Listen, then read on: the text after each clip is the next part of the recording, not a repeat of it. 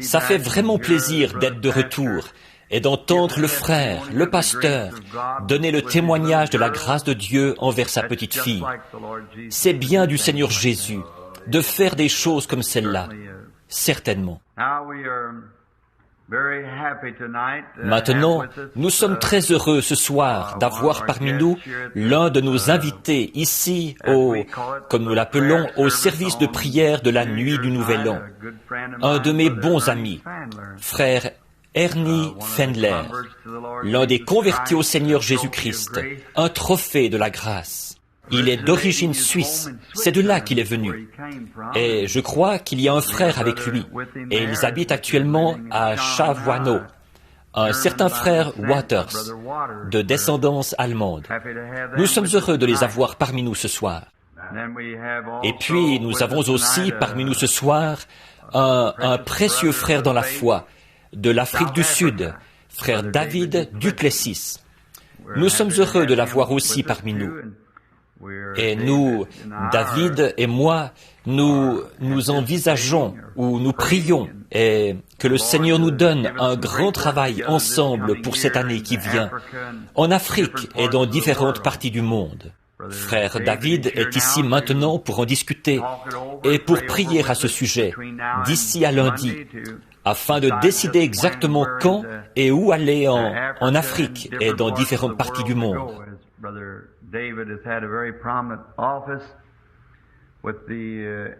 Comme frère David a occupé un poste très important à la Convention mondiale pentecôtiste. Et aussi, il est bien connu de beaucoup de grands conducteurs religieux dans le monde entier. Et il a eu beaucoup d'influence pour ce qui est de persuader et d'inciter, au stade où nous en sommes maintenant, pour aider à rassembler le corps de Jésus-Christ, de toutes les croyances dénominationnelles, sans tenir compte de l'Église à laquelle ils appartiennent, ou de la marque qu'ils portent. C'est là l'Église pour laquelle Christ est mort. Et j'ai souvent pensé à ça. Dans le temps, j'ai aidé bien des fois à rassembler le bétail dans l'Ouest. Nous montions, frère David, et nous nous asseyions là où on conduisait le bétail à travers la clôture à bétail, jusque dans les montagnes, pour le nourrir pour les faire paître au pâturage de la forêt. Pendant que les prés poussaient en bas, des prés sauvages. Ensuite, ils coupaient les prés et on nourrissait le bétail pendant toute la période d'hiver, quand il y avait trop de tempêtes de neige là-haut dans les montagnes. Et je m'asseyais là sur la selle et je regardais le garde forestier faire passer le bétail. Et chaque ranch en bas qui pouvait faire pousser une tonne de foin. S'il pouvait faire pousser 50 tonnes de foin, ça signifiait qu'il pouvait mettre 50 bêtes. S'il pouvait faire pousser 1000 tonnes de foin, 1000 têtes de bétail pouvaient traverser. Chaque homme mettait une marque sur ses vaches. Il regardait attentivement les marques, bien sûr, les différents ranchs, pour ne pas les confondre. Et puis, quand le garde forestier, lui, ne s'intéressait pas tellement à la sorte de marque qu'il traversait, parce qu'il y avait toutes sortes de marques. Mais il y a une chose qu'il devait vraiment vérifier, c'était l'étiquette du sang. Elle devait porter l'inscription Hereford. Sinon, elle ne pouvait pas traverser la barrière. On leur faisait faire demi-tour. Voyez? Et je pense que c'est comme ça que ce sera au jugement. Ce ne sera pas la sorte de marque que nous portons, mais si l'étiquette du sang est là. C'est ça la chose qui comptera. L'étiquette du sang. Et je suis très heureux que frère David soit parmi nous. Et je vois que frère Estelle Biller était ici il y a un petit instant. Je l'ai vu se lever au fond quelque part. Et d'autres ministres que nous voulons entendre ce soir. Et puis, je pense qu'il y a frère Ruddle et les autres qui vont venir aussi, parce qu'ils vont rester jusqu'à minuit. Cependant, frère David ne peut pas rester jusqu'à minuit. C'est un homme très sollicité partout. Et aussitôt que frère Rogers a appris qu'il était ici, eh bien, il va l'envoyer chercher pour qu'il soit là-bas à 10 heures. Ce qui veut dire qu'il partira d'ici dans peu de temps pour aller là-bas au sud de Louisville. Et j'ai pensé que ce serait bien, si frère David est d'accord, si nous le faisions venir nous dire ce qui est dans son cœur, nous prêcher, faire ce que le Seigneur lui met à cœur. Nous aimerions tous entendre frère David Duplessis de l'Afrique du Sud. Permettez-moi de dire ceci, que quand j'étais là-bas en Afrique, dans ma grande campagne que le Seigneur nous avait donnée là-bas, son frère était mon interprète, frère Justus. Je crois que c'est comme ça qu'il s'appelle, frère Justus. Et ces frères Duplessis sont vraiment une famille de braves gens. Je pense qu'ils sont tous ministres, pour autant que je le sache. Et peut-être que leur père aussi était ministre. Et ils sont issus d'une famille de braves gens. Et frère David s'est fait un grand nom parmi toutes les églises et les dénominations partout dans le monde. Et frère David, j'aimerais que vous veniez maintenant nous parler ou nous dire ce que Dieu vous a mis à cœur. Venez. Et je suis très heureux de présenter à mon église ce soir.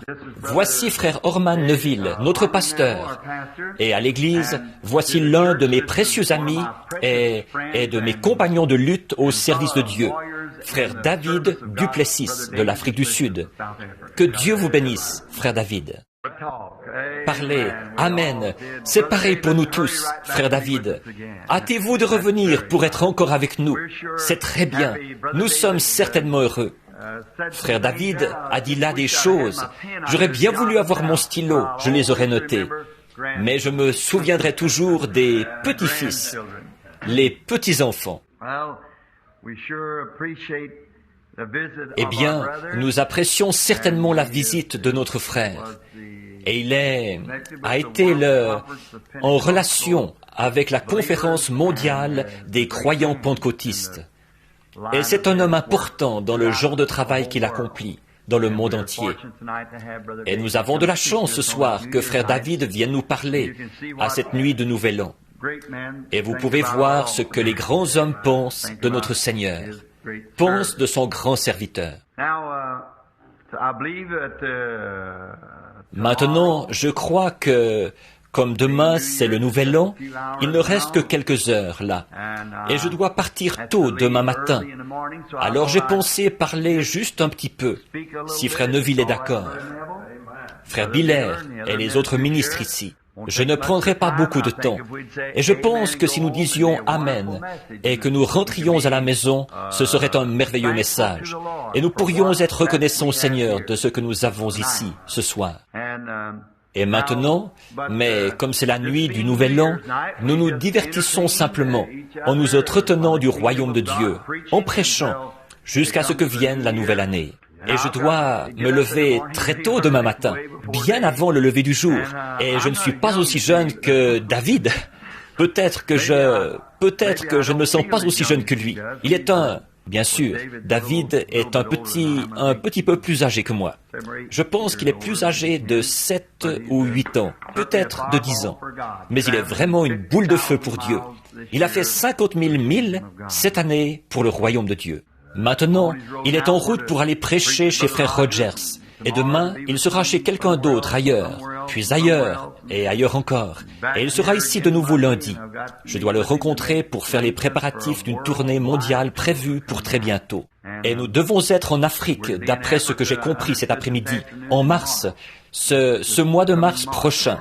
Je dois rencontrer Clayton Sonmore, des hommes d'affaires chrétiens du plein évangile cette semaine, ou au courant de la semaine prochaine, la première moitié, pour faire les préparatifs pour la Jamaïque, pour Haïti. La semaine prochaine, je descends au Kentucky, ou en Géorgie, pour les réunions de là-bas. Je reviens tout de suite après et je descends dans le Kentucky, un soir ici, un soir là, pour atteindre ces églises-là. Et de là, je rentre directement chez moi. Puis je vais à Atlantic City pour commencer le 27 jusqu'au 30. Et je repars de là le matin du 1er pour commencer ce soir-là à Kingston, en Jamaïque, au champ de course, pour des réunions pendant 10 jours là-bas. Et à partir de là, ensuite, en Haïti et ailleurs, où que nous allions. De là, nous ne savons pas où aller, simplement comme le Seigneur nous conduira. Or, toutes ces choses sont en préparation. Voyez, je n'ai pas dit oui. David est ici, Clayton va venir, Gordon, frère Gordon Lindsay va venir pour l'Amérique du Sud, et les autres, les hommes d'affaires chrétiens, c'est pour l'Amérique latine. Frère David, lui, c'est pour la Suisse, l'Allemagne, et ainsi de suite. Mais nous ne savons pas encore. Continuez à prier. Je ne veux aller nulle part tant que Dieu ne m'a pas dit d'y aller. Et autant que je sache. Donc, si je me sens conduit à y aller, alors quand je descends de l'avion, et quelle que soit l'opposition, je peux dire, je viens au nom du Seigneur Jésus. Je suis reconnaissant pour David, l'amitié que nous avons eue ensemble, parce que cet homme est un homme très important, mais il croit certainement à ce ministère du Seigneur. Il y croit certainement. Et nos noms ont été associés ensemble partout dans le monde, maintenant, frère David et moi. Et je suis si content d'être associé à un homme comme celui-là. Mais mes amis, j'apprécie cela, mais la plus grande chose à laquelle je puisse penser m'associer, c'est à Jésus-Christ, le Fils de Dieu, ce grand personnage-là. Maintenant, il y a Frère Neville et d'autres qui vont parler dans quelques instants. Mais maintenant, je voudrais lire juste un petit quelque chose dans l'Écriture. Et c'est bon, je pense, la nuit du Nouvel An, de voir différents prédicateurs et la manière dont ils abordent un sujet et ce qu'ils disent et tout. Et chaque homme a sa manière à lui de prêcher. Vous savez, Dieu ne nous a pas tous fait semblables. Il nous a fait différents. Il nous a fait différents de stature. Il a fait le monde différent. Et de grandes montagnes, de petites montagnes, des prairies, des déserts, de grandes fleurs blanches, des fleurs bleues, et toutes les différentes espèces. Il nous fait simplement différents, c'est tout. Il fait des cheveux roux, des cheveux noirs, des cheveux châtains, des cheveux blancs, gros, minces, grands, oh, et quoi encore? Voyez, il nous fait simplement différents. Dieu est un Dieu de variété. Et j'aime assez cela, pas vous? Mais que ce soit toujours la même chose, tout le temps? Oh là là, j'aime ceci.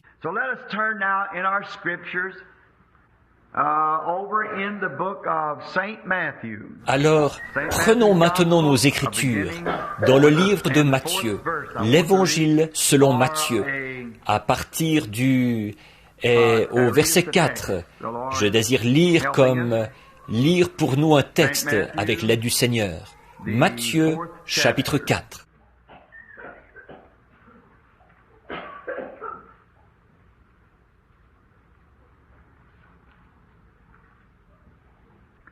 I believe before we read, let's pray. Gracious Heavenly Father, je crois, avant de lire, prions. Bienveillant Père Céleste, c'est encore avec des cœurs reconnaissants que nous approchons de cette nouvelle année. Et nous nous approchons de toi, et nous t'apportons tous nos soucis passés, et te demandons de les mettre dans la mer de l'oubli, et de ne plus te souvenir de nos péchés contre nous. Et puissions-nous non seulement examiner notre être spirituel, mais puissions-nous examiner notre communion avec toi, et pardonne-nous tous nos péchés.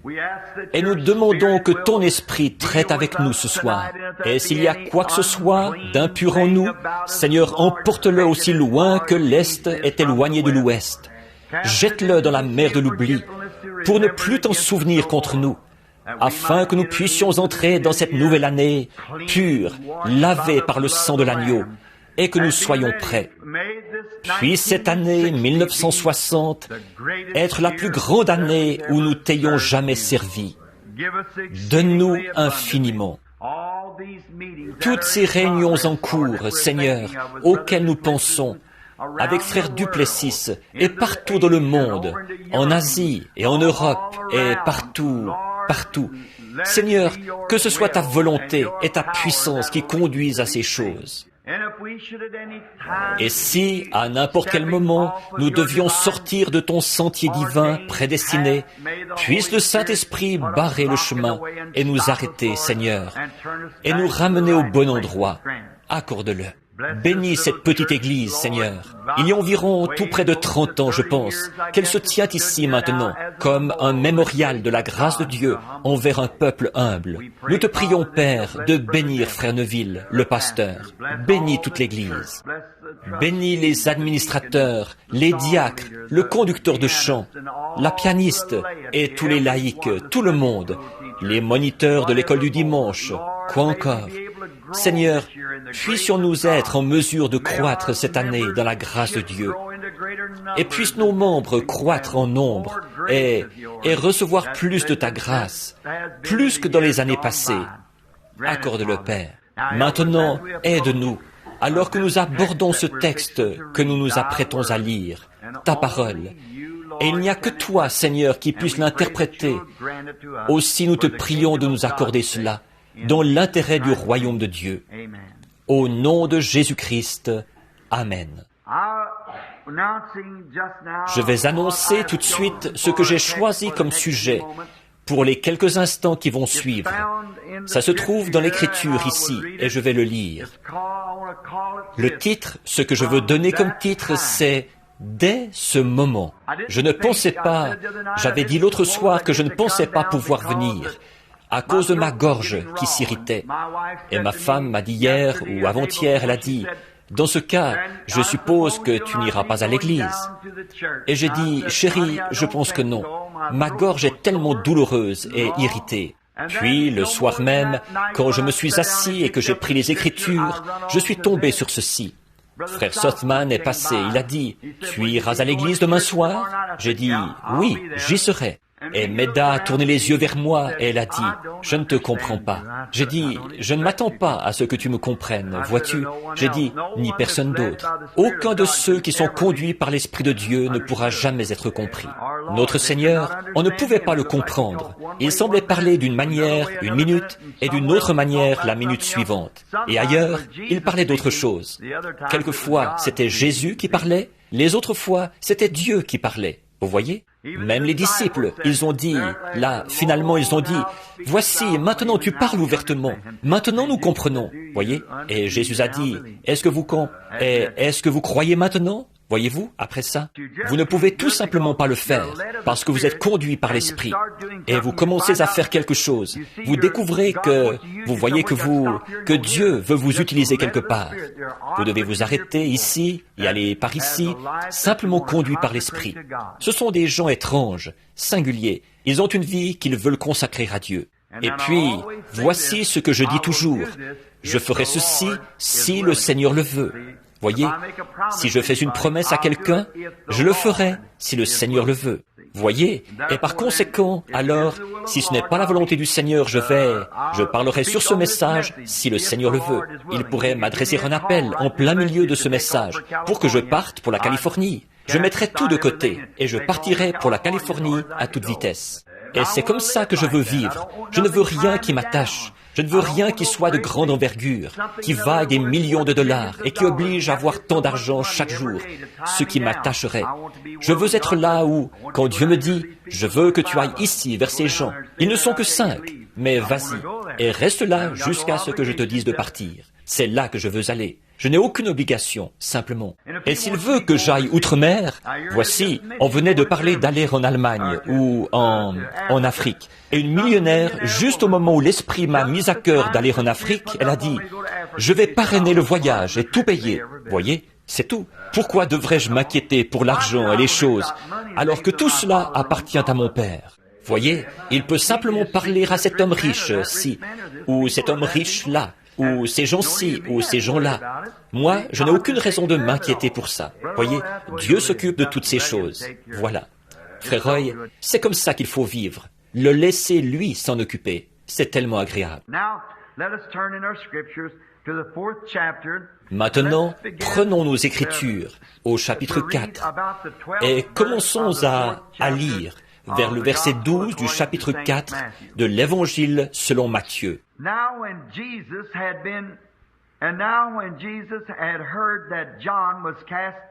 Jésus ayant appris que Jean avait été livré, se retira dans la Galilée. Il quitta Nazareth et vint demeurer à Capernaum, situé près de la mer, dans le territoire de Zabulon à Nephtali,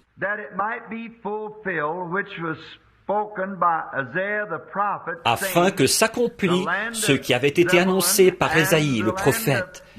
Le peuple de Zabulon et de Nephtali, de la contrée voisine de la mer, du pays au-delà du Jourdain et de la Galilée des gentils.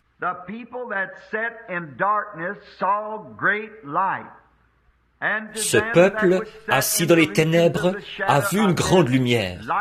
Et sur ceux-là qui étaient assis dans les régions de l'ombre de la mort, la lumière s'est levée. Dès ce moment, Jésus commença à prêcher et à dire, « Repentez-vous, car le royaume des cieux est proche. »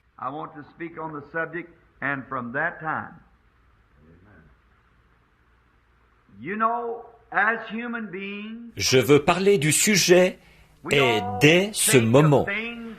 Vous savez, en tant qu'être humain, nous pensons tous aux choses à partir d'un certain moment. Telle ou telle chose a eu lieu et à partir de ce moment-là. Et maintenant, très souvent, vous rencontrez un vieil homme ou une vieille femme et ils aiment se référer au passé, à un moment où quelque chose avait eu lieu, de sorte qu'ils puissent de manière distincte le fixer et dire « c'était à ce moment-là ».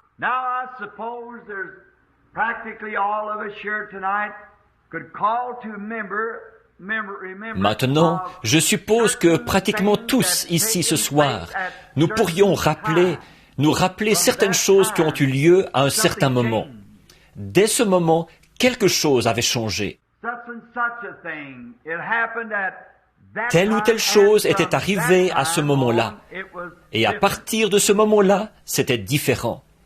Et c'est bien que nous puissions faire ça. Et certains de ces souvenirs, certaines de ces choses auxquelles nous pensons, ce sont des choses valables qui ont produit un changement. Et il y a certaines choses qui, elles, ne méritent pas tellement qu'on y pense.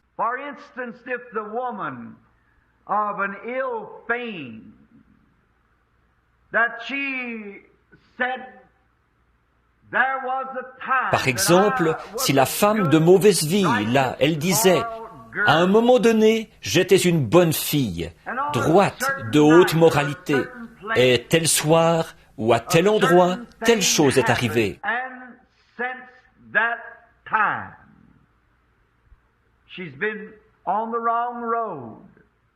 Et depuis ce moment-là, elle est sur la mauvaise voie. Sa vie a été gâchée par le péché, l'obscurité et les ténèbres, et seul le jugement l'attend. Mais elle peut se rappeler que c'est à partir de tel moment, le moment où c'était arrivé, qu'elle a pris la mauvaise voie. L'homme ivre ce soir dans les rues, qui cherche à noyer ses chagrins, vous pourriez le ramasser. C'est comme quand je suis allé sur le Bowery, ici, il y a quelque temps à New York, le grand centre des ivrognes.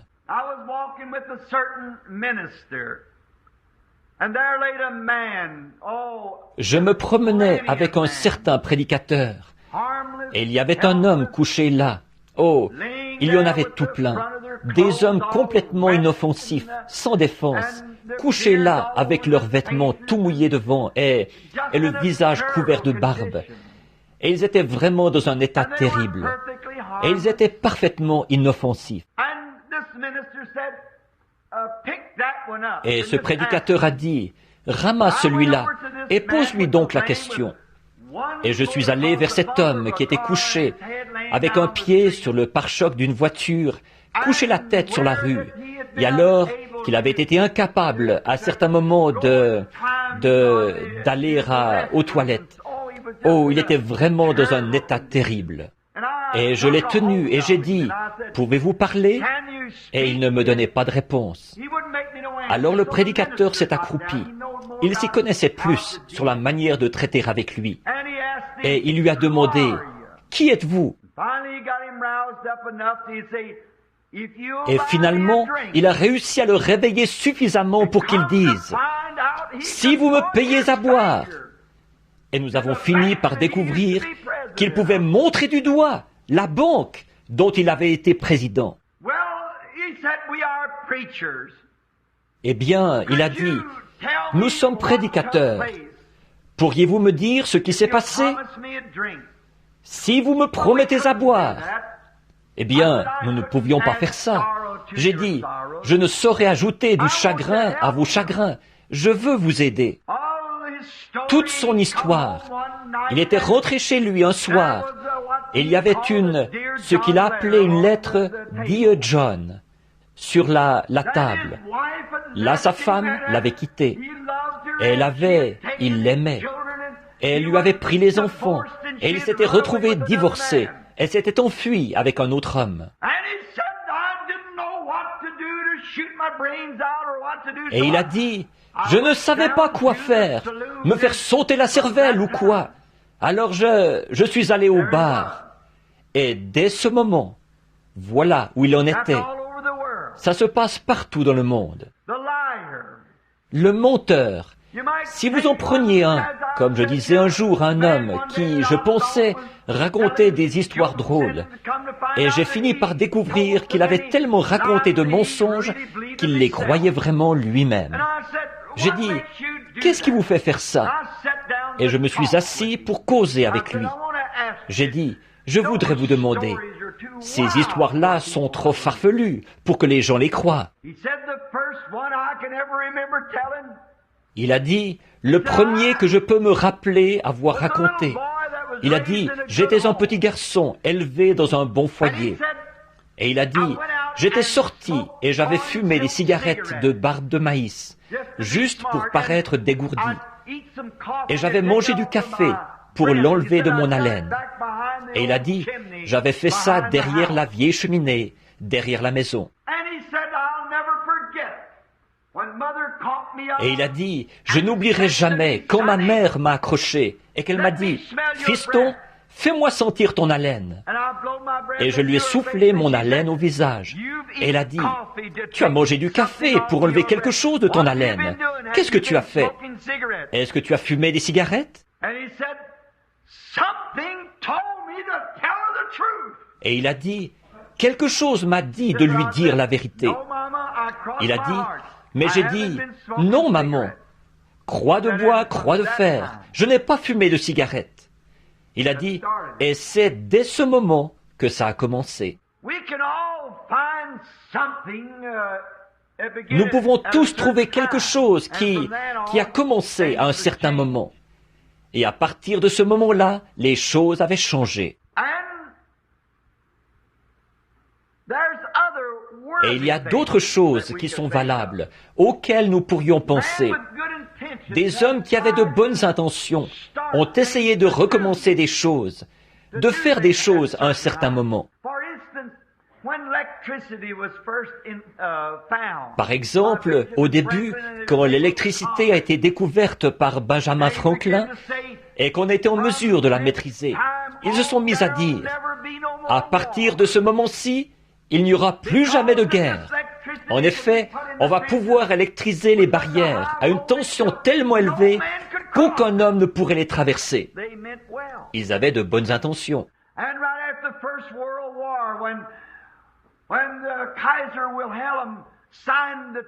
Et juste après la Première Guerre mondiale, quand Kaiser Wilhelm a signé le traité de paix, on nous disait, ici en Amérique, j'étais un gamin d'environ 9 ans, mais je me rappelle encore que les gens disaient tous, nous n'aurons plus jamais de guerre. À partir de ce moment-ci, c'est réglé pour toujours. Mais nous avons eu une autre guerre.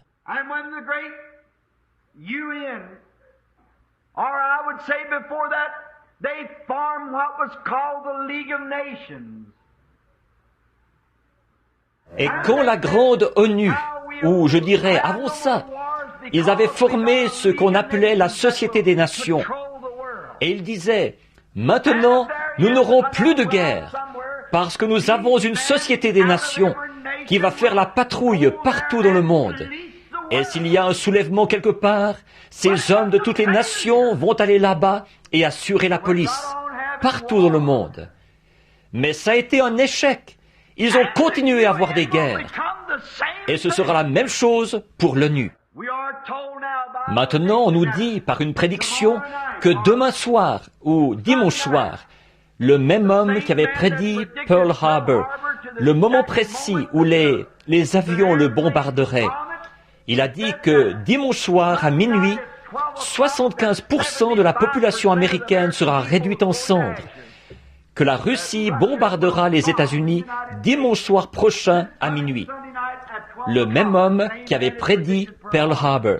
Il ne l'annonce pas, parce que les gens seraient pris de panique. Je ne crois pas ça. Voyez, non. En effet, on ne peut pas supporter une guerre atomique.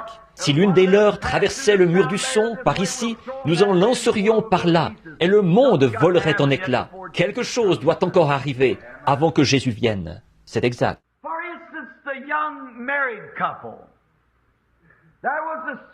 Par exemple, le jeune couple marié.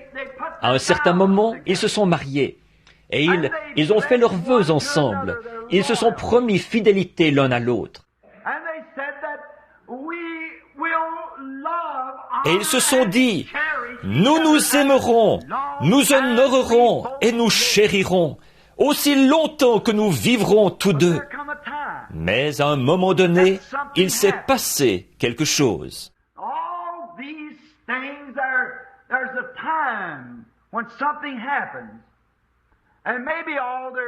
Toutes ces choses-là, il y a un moment où il s'est passé quelque chose. Et peut-être que tous leurs vœux et toutes les sociétés des nations et tout, peut-être qu'ils avaient de bonnes intentions, mais tout ça, ça s'est terminé. Tout s'est effondré sous les pieds de l'homme.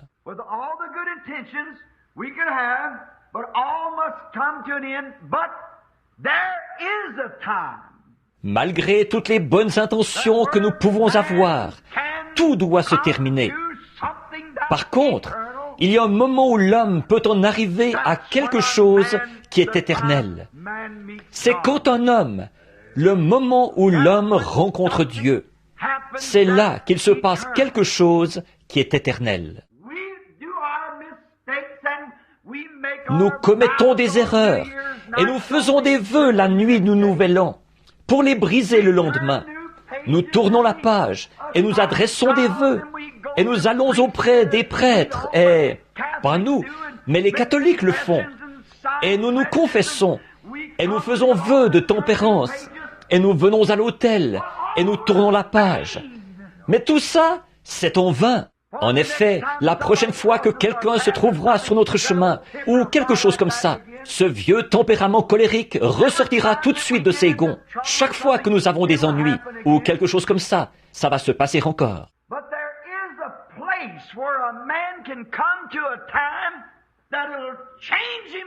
Mais il y a un lieu où un homme peut venir, un moment, et ça le changera pour toujours, pour l'éternité.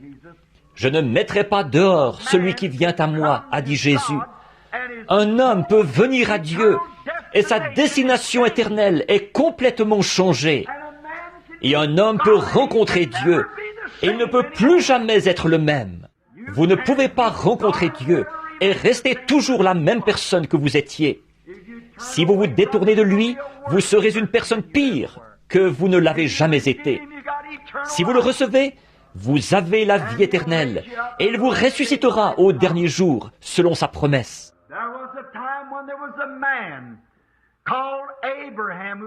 À un moment donné, il y a eu un homme appelé Abraham, qui venait du pays des Chaldéens, et il habitait dans la ville d'Ur. Et il n'était qu'un homme, un brave homme. Peut-être, il se pourrait, peut-être que son père adorait les idoles, parce qu'il venait de Babylone. Il n'était qu'un homme ordinaire, et il avançait en âge. Il avait 75 ans, et sa femme en avait 65. Et un jour, Abraham, pendant qu'il était peut-être dans le champ, en train de chasser, ou peu importe ce qu'il faisait, ramasser des baies, ou quel qu'était son travail, il a rencontré Dieu. Et dès ce moment, il a été changé. Il a pu appeler les choses qui n'étaient pas comme si elles étaient, parce qu'il avait rencontré Dieu. Il connaissait la minute et l'heure où il avait rencontré Dieu. Ça l'avait changé. Et Dieu l'a appelé pour qu'il soit le père d'un grand nombre de nations. Et il a cru Dieu, et il a cru sa promesse, parce qu'il avait rencontré Dieu. 25 ans plus tard, il discutait. Il cherchait à le dégoûter, en lui disant qu'il avait cru une chose qui était fausse. Mais la Bible dit, il fut fortifié de plus en plus, donnant la louange à Dieu. parce qu'il savait que Dieu devait tenir cette promesse. C'est comme ça que quand un homme rencontre Dieu, ça change sa nature, ça lui donne un super sens. Comme je le disais l'autre soir, l'homme naturel n'a que les 5 sens. Mais le croyant, quand il rencontre Dieu, il reçoit quelque chose de différent. C'est un super sens qui l'élève au-dessus des ombres. Ça lui fait croire des choses qui sont impossibles à s'accomplir. Il croit quand même qu'elles s'accompliront, parce que Dieu l'a dit. Quand un homme rencontre Dieu, il se produit quelque chose. À un moment donné, un homme avait été formé dans toute la sagesse, toute la théologie de la parole de Dieu. Il la connaissait par la lettre. Il avait été instruit. Il avait tous les diplômes. Il était tellement intelligent qu'il pouvait enseigner aux érudits égyptiens et à leurs enseignants. Il connaissait tout ça par la lettre. Et avec ça, pourtant, un lâche qui était en fuite. Il était allé derrière le désert et il faisait paître des brebis pour un étranger. Mais un moment est venu où Dieu l'a rencontré là-bas, dans le buisson ardent. Et à partir de ce moment-là, Moïse a été changé parce qu'il avait rencontré Dieu dans un buisson ardent. Et face à face avec Dieu, il ne pouvait plus rester le même. Quand un homme ou une femme, peu m'importe le nombre de vœux que vous faites ou le nombre de pages que vous tournez, tant que vous n'avez pas rencontré Dieu, vous ne pouvez pas être changé. Mais une fois que vous avez rencontré Dieu, alors vous êtes changé pour toujours. Ça n'a pas seulement changé Moïse, ça a changé Israël, ça a changé l'Égypte, ça a changé le monde à l'époque. Parce qu'un seul homme avait rencontré Dieu et l'avait pris au mot. Ce qu'il nous faut aujourd'hui, c'est quelqu'un qui va rencontrer Dieu face à face et lui parler de la situation. Quand des hommes rencontrent Dieu, les choses changent, certainement. C'est le seul moyen par lequel nous pouvons recevoir des choses. Et à partir de ce moment-là, Moïse, le lâche, Moïse, celui qui était en fuite, avait été changé. Et dès ce moment, il est devenu le serviteur du Seigneur. C'est toujours comme ça que ça s'opère. Quand un homme rencontre Dieu, les choses changent. Il y a eu une jeune fille, une fois, qui n'avait pas plus de 18 ans, ou peut-être même pas cet âge-là, qui était en route vers un puits un matin pour chercher un seau d'eau à Nazareth.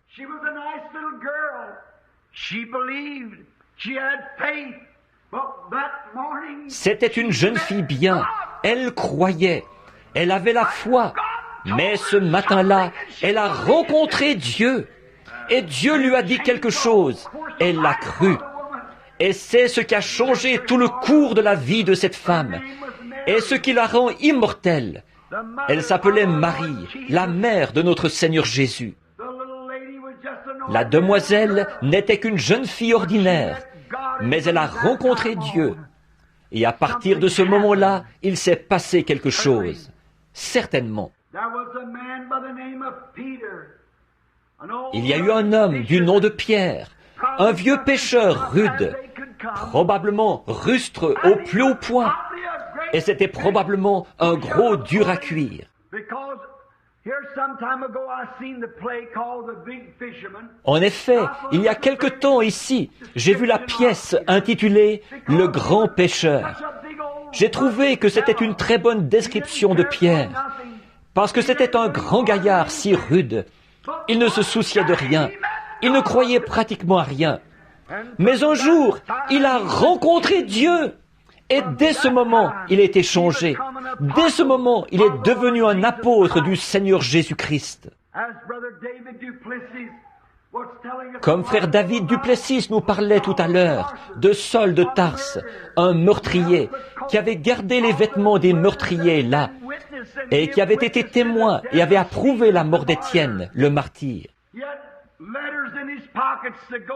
Il avait des lettres dans ses poches pour se rendre auprès des conseils supérieurs des églises et arrêter les gens qui faisaient trop de bruit, qui poussaient des cris et louaient Dieu.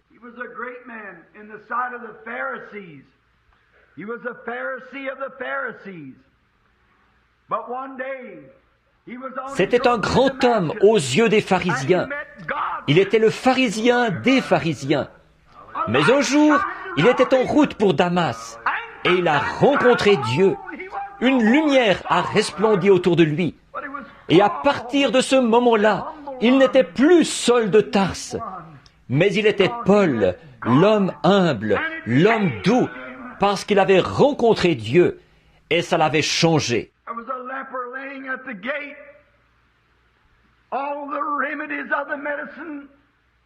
Il y a eu un lépreux couché à la porte. Tous les remèdes de la médecine ne pouvaient pas le guérir. Il avait tellement de plaies vives que ses mains, il n'arrivait plus à les lever. Et ses pieds, il pouvait à peine les traîner. Son cas était désespéré. Mais un jour, il a rencontré Dieu qui sortait à la porte. Et il s'est prosterné et a adoré. Et il a dit, « Si tu le veux, tu peux me rendre pur. » Et il a dit, « Je le veux, sois pur. » Et dès ce moment, il n'avait plus de lèpre parce qu'il avait rencontré Dieu. Il y a eu un aveugle assis au bord du chemin et il ne pouvait pas distinguer la lumière du jour de l'obscurité. Il n'y avait rien qui pouvait l'aider. Un jour, quelqu'un sortait de la ville de Jéricho et c'est alors qu'il a rencontré Dieu. Et dès ce moment, il a pu voir. Il a recouvré la vue. La perception de la lumière avait pénétré ses yeux et il pouvait de nouveau voir. En effet, dès ce moment où il a rencontré Jésus, il a été un homme différent. Il a retrouvé la vue. Quand une personne rencontre Dieu, il se passe quelque chose. Ça, c'est sûr. Il y a eu un jeune homme, à un moment donné. C'était sans doute un bon citoyen du pays. Mais il était pris de crise. Il était tellement violent que la prison ne pouvait pas le retenir. Et on l'avait lié avec des chaînes. Et il avait une légion de démons, lui, à tel point qu'il pouvait briser les chaînes et se libérer. Et les démons l'avaient entraîné dans un cimetière où il avait sa demeure. Il enlevait les plaques et il devenait si méchant qu'il se meurtrissait. Oh, c'était un gars terrible. Quand ces crises le quittaient, sans doute qu'il pensait, « Qu'est-ce que je fais ici ?» Et presque au même moment, les démons revenaient sur lui et ils le meurtrissaient et l'agitaient avec violence. Mais un jour, il a rencontré Jésus. Et à partir de ce moment-là, le fou de Gadara a recouvré son bon sens, s'est habillé, s'est assis à ses pieds. Il a pu rentrer chez lui comme un gentleman. Il a pu retourner à la civilisation. Il a pu rentrer auprès de ses bien-aimés. Et il a pu dire, dès ce moment, j'ai été changé. Oui. Un jour, là-bas au calvaire, alors Dieu et la mort se sont trouvés face à face. Alors la vie et la mort se sont rencontrées. Mais c'est à ce moment-là que la vie, Christ, a arraché l'aiguillon de la mort. Et depuis ce moment-là, la mort n'a plus d'aiguillon en elle.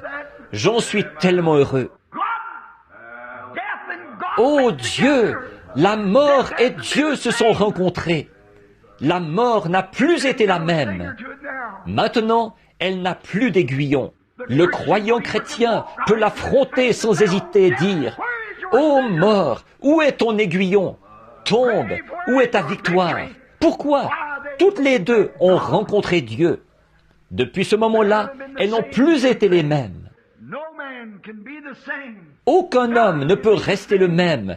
Rien ne peut rester le même une fois qu'il a rencontré Dieu. Vous ne serez plus jamais le même.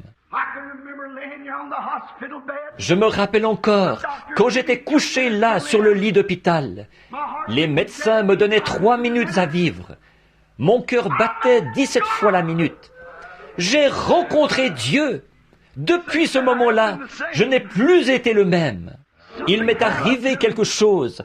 Personne ne peut me dire le contraire. Bill Branham est mort. J'ai rencontré Dieu et quelque chose est entré en moi. Je n'ai plus jamais été le même. Depuis cet instant où je l'ai rencontré, il m'a changé, il m'a rendu différent. Ce n'était pas une question de faire un vœu de nouvel an, mais j'ai rencontré Dieu. Hommes et femmes, quand vous rencontrez Dieu, vous êtes changés. Nous faisons nos vœux de nouvel an ce soir. Nous repartons demain matin pour les briser, le lendemain pour les briser. Mais ce qu'il nous faut faire, ce n'est pas un vœu de nouvel an, mais ce qu'il nous faut, c'est de nous trouver face à face avec Dieu et avoir la vie éternelle, naître de son esprit. Il y avait un vieil homme, à un moment donné, qui n'arrivait pas à se décider. Le diable martelait sans cesse pour l'en empêcher. Un jour, dans le champ, il s'est agenouillé pour prier. Pendant qu'il priait, il a planté un pieu. Il a dit que ceci soit un mémorial. Satan, si jamais tu reviens vers moi, je te montrerai ce pieu. Je te dirai que c'est ici même que j'ai rencontré Dieu et qu'à partir d'ici, c'était réglé. C'est ça qu'il nous faut. Peut-être pas un pieu dans un champ, mais quelque part, le secret d'une chambre, un lieu, pas... Oh, ce soir, il y aura des centaines de vœux qui seront faits, des milliers de vœux qui seront faits. Et l'an prochain, il nous faudra les refaire tous, de nouveau. Nous dirons, nous cesserons de mentir, nous cesserons de faire ceci, et nous abandonnerons notre tempérament colérique. Nous accomplirons plus de choses pour Dieu. Nous ferons ceci, cela ou autre chose, seulement pour découvrir que tout ça, c'est en vain.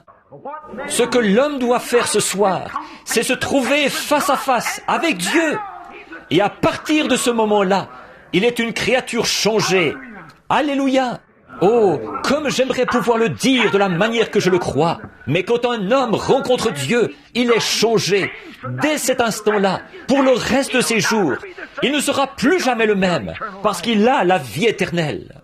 Il est une nouvelle créature. Les choses anciennes sont passées, et toutes choses sont devenues nouvelles pour lui. Il a un tout autre aspect. Le malade peut venir devant Dieu, alors que les médecins ont dit « il va mourir ». Mais il peut venir devant Dieu et plaider sa cause. Et il s'en retournera une personne différente. Et à partir de ce moment-là, oh, je me rappelle le sénateur Upshaw, assis dans un fauteuil roulant pendant 66 ans. Ce soir-là, là-bas en Californie, quand le Saint-Esprit est descendu et qu'il a commencé à parler, il a rencontré Dieu. Et à partir de ce moment-là, il a pu marcher sans ses béquilles. J'ai vu des moments où des gens étaient étendus là, rongés par le cancer. Ils n'étaient plus que l'ombre d'eux-mêmes. Et les médecins passaient et ils disaient, c'est fini pour eux. Leurs bien-aimés se rassemblaient là pour leur adresser les derniers mots qu'ils pouvaient, un encouragement. Mais ils ont rencontré Dieu et à partir de ce moment-là, ils ont été changés. Ils mènent une vie différente. Je peux voir la femme impure, là dans la rue. Je peux voir l'ivrogne, là dans la ruelle. Je peux voir l'hypocrite, là dans l'église. Tous ces gens de toutes sortes, chaque nouvel an, ils tournent une nouvelle feuille. Et ils tâchent de faire quelque chose de différent. Ils tâchent de faire des restitutions et de faire tout le reste. Qu'ils rencontrent Dieu une fois et à partir de ce moment-là, Jésus a prêché dès ce moment à ceux qui étaient assis dans les régions de l'ombre de la mort. Et je dis ce soir, si un homme veut qu'un vrai changement s'opère en lui, qu'il se trouve face à face avec Dieu, qu'il le rencontre une fois, alors il pourra dire, à partir de là, à partir de ce moment-là, j'ai été un homme changé. Je le sais par expérience. Dans un instant, l'Église va se rassembler ici autour de l'autel. Vous allez reconsacrer vos vies. Vous allez abandonner des choses et déposer des choses à l'autel. Frères, permettez-moi de vous donner un conseil. Si vous n'avez jamais rencontré Dieu face à face, permettez-moi de vous dire quelque chose. Restez à l'autel, restez-y simplement, jusqu'à ce que vous rencontriez Dieu. Alors vous pourrez montrer du doigt cette nuit de Nouvel An. Non pas pour dire, j'ai tourné la page, j'ai fait un nouveau vœu, mais à partir de ce moment-là, j'ai rencontré Dieu. Et ma vie a été changée, et les choses ont été différentes. Et tout est redevenu nouveau pour moi à partir de ce moment-là, à partir du moment où on rencontre Dieu. Il ne s'agit pas de rencontrer une nouvelle année. Nous allons y faire face dans quelques minutes, tantôt, dans environ 2h30, je pense. peut-être moins que ça. Nous rencontrerons une nouvelle année, face à face. Nous la rencontrerons avec des vœux, nous la rencontrerons avec des engagements, nous la rencontrerons avec de bonnes intentions, nous la rencontrerons en disant, nous tâcherons de tourner la page, nous tâcherons d'agir autrement. Tout ça, c'est bien, j'apprécie ça. Frères, ce ne sera jamais éternel, tant que vous n'aurez pas rencontré Dieu, premièrement. Quand vous aurez rencontré Dieu, premièrement, à partir de ce moment-là, tout sera différent. Prions, alors que nous courbons la tête. Seigneur Jésus, Fils de Dieu, je me rappelle le moment où je t'ai rencontré, Seigneur. Je me rappelle le misérable que j'étais, moi qui menais une bonne vie vertueuse. Je ne sortais pas, je ne buvais pas, je ne jouais pas à des jeux d'argent, je ne fumais pas, ni rien. Mais je savais, Seigneur, quand la mort est entrée furtivement dans cette chambre d'hôpital, il y a quelques 22 ans, qu'il y avait quelque chose qui manquait dans ma vie. C'est là que j'ai rencontré Dieu. Et dès ce moment, Seigneur, j'ai essayé de te servir. Ma vie a été changée et tout a pris un aspect différent. Je suis tellement heureux de t'avoir rencontré, Seigneur. Et ce soir, en faisant face à la nouvelle année, je suis heureux de dire que je peux y faire face avec l'Esprit du Dieu vivant dans mon cœur. Donne-nous des expériences, Seigneur. Accorde-nous de ta bonté et de ta miséricorde. Pardonne-nous nos péchés. Et donne-nous de vivre tout au long de cette année prochaine. Ô Seigneur Dieu, avec cette expérience, nous t'avons rencontré et nos vies ont été changées. Accorde-le, Seigneur. Pardonne-nous nos manquements. Place en nous ton Saint-Esprit. Conduis-nous et guide-nous. Dieu notre Père, voici en face de moi l'année 1960. Et il y a des occasions d'une série de réunions à travers le monde où il semble que même des dizaines de milliers et des milliers de païens primitifs, des idolâtres et tout pourraient venir à toi. Ô Seigneur Dieu, avec ton esprit dans mon cœur, je suis devant ton autel ce soir et devant toi et je dis, aide-moi, ô Dieu, mon cœur brûle de zèle, je t'aime, Seigneur. Je m'abandonne à toi pour te servir. Conduis-moi partout où tu veux me conduire. Envoie-moi partout où tu veux m'envoyer, Seigneur. Parle simplement et je partirai. Bénis mon Église, bénis Frère Neville, bénis tout le monde ici, les nouveaux venus parmi nous, et ces pasteurs qui parleront à tour de rôle au cours de la soirée.